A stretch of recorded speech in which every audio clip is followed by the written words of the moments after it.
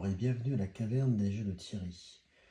Aujourd'hui, petite explication de Trudvang Legend, un jeu d'aventure coopératif qui ressemble en fait à un livre dont on est le héros, mais très largement amélioré, puisque vous allez pouvoir jouer sur un très grand plateau, faire de nombreuses quêtes, de nombreuses aventures, une aventure principale bien sûr, mais aussi de nombreuses quêtes annexes avec des figurines et bien sûr, donc qui dit livre d'aventure, livre qui ressemble, on va dire, à un jeu d'aventure de livre dont on est le héros, un énorme livre en fait qui fera référence, le livre des sagas qu'on consultera régulièrement pour avancer dans l'aventure. Alors pour cette vidéo d'explication, nous allons partir en fait sur une quête annexe, mais en fait on va juste l'effleurer si je puis dire, en fait l'idée étant principalement de vous expliquer les principales mécaniques du jeu. Par exemple, une quête annexe pourrait commencer par une lettre écrite en ruine naine vous urge de vous rendre à l'auberge de l'élan blanc en Sylvanie. Elle est signée D. Voilà l'exemple par exemple d'une quête annexe. On vous dit d'aller à la page 31, entrée cette introduction.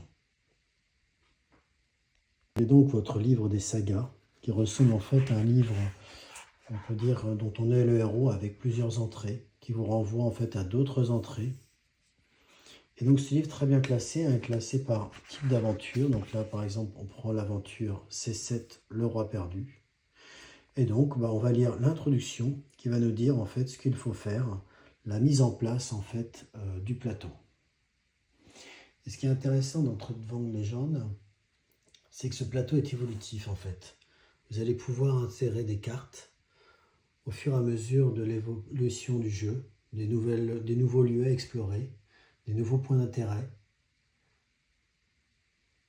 Et donc, vous allez pouvoir installer les différentes figurines, aussi différents points d'intérêt afin de pouvoir avancer dans l'aventure. Dans notre exemple, nous devons en fait, nos héros, s'aventurer dans les terres de Sylvanie pour trouver donc cette fameuse auberge et donc consulter le point d'intérêt E. Alors, en fait, on a également dans ce jeu un tableau des points d'intérêt, donc on a le point d'intérêt E. En fait, on va insérer dans ce plateau-là des fiches. Donc à chaque fois, effectivement, chaque point d'intérêt est caché et on va dévoiler au fur et à mesure ces points d'intérêt au fil de notre aventure, au gré de notre aventure. Donc là, j'ai inséré la fiche numéro 7, c'est 7, puisqu'on est sur l'aventure numéro 7, une quête annexe. Et donc, effectivement, le point d'intérêt E, lorsqu'on l'aura rejoint, en fait, on pourra interagir de nouveau avec le livre des sagas donc, et lire le point numéro 36. Pour cela, en fait, notre aventure va alterner en fait, entre des phases où nous allons faire évoluer nos héros sur le plateau et le livre des sagas, effectivement, sur lequel on va poursuivre l'aventure. Sur ce plateau, en fait, on va pouvoir installer les différentes cartes d'histoire, de quêtes annexes, mais également aussi, on va avoir les cartes de phase de jeu. Alors, au départ, bien sûr, on commence par une phase de voyage, ensuite d'engagement et d'exploration. Mais vous constaterez qu'il y a encore des phases qui ne sont pas encore découvertes ou que vous découvrirez plus tard. Commençons par la phase numéro 1, la phase de voyage. Comme indiqué, chaque héros situé dans une région dénuée d'ennemis lié à un point d'intérêt peut se déplacer dans une région adjacente. Un héros perd un point de vie par ennemi présent dans la zone qu'il quitte.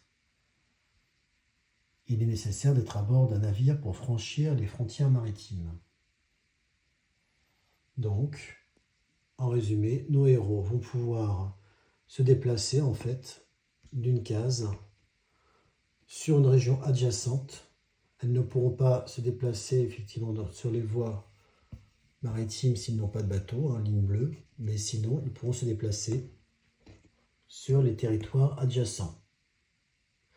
Si par contre effectivement il y a un ennemi sur ce territoire, on perdra un point de vie par ennemi qu'il y a sur ce territoire.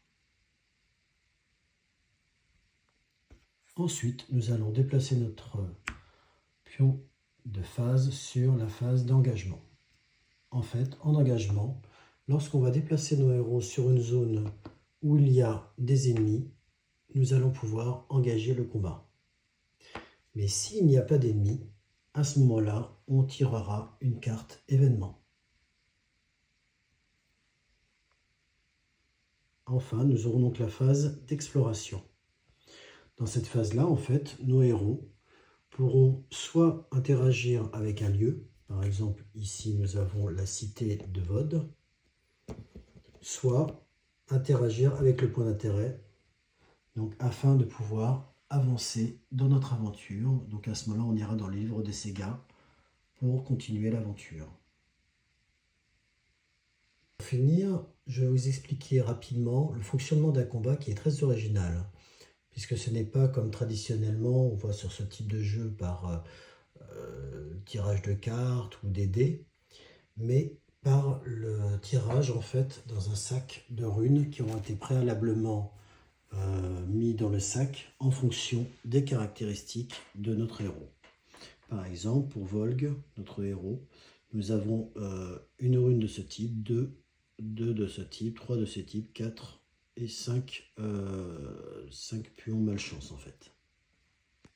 Lors d'un combat, nous allons tirer 3 runes de notre sac pour les faire correspondre en fait au type d'action de combat que l'on a.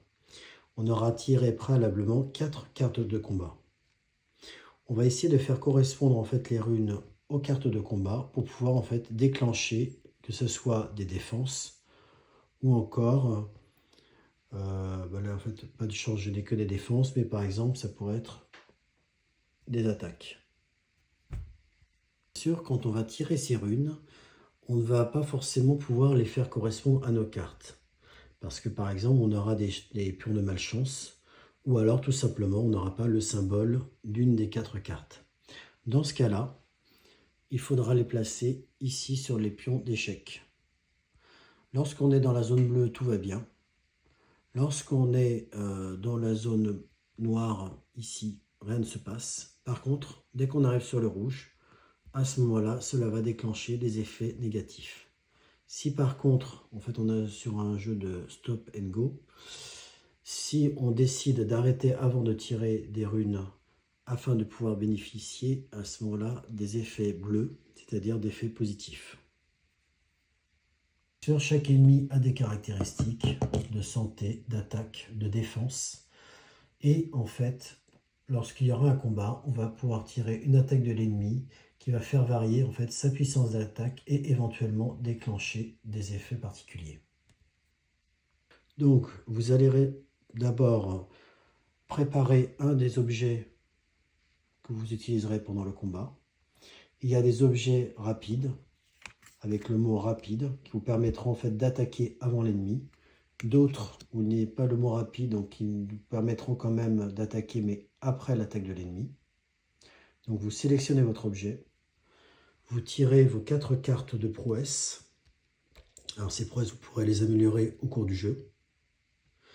Vous tirez ensuite 3 runes par 3 runes dans votre sac, jusqu'à ce que vous décidiez d'arrêter, ou alors que vous ne puissiez plus mettre des pions échecs. Ensuite, vous tirez une carte attaque de l'ennemi afin de connaître sa puissance d'attaque totale et éventuellement le déclenchement d'effets spéciaux. Et à ce moment-là, vous essaierez de parer ces attaques et ensuite vous pourrez cumuler en fait les différents points d'attaque que vous aurez pu déclencher avec vos cartes pour effectivement essayer de tuer l'ennemi. Si vous ne pouvez pas le tuer lors de cette attaque-là, à ce moment-là, il faudra repartir en fait. On va faire tout le cycle des phases pour éventuellement revenir le combattre et le tuer. Alors bien sûr, difficile d'expliquer en quelques minutes seulement toute la richesse et la profondeur de ce Trudvang légende. Et j'espère que cette vidéo vous aura plu. N'hésitez pas à mettre un pouce, à vous abonner et à bientôt pour de nouvelles aventures.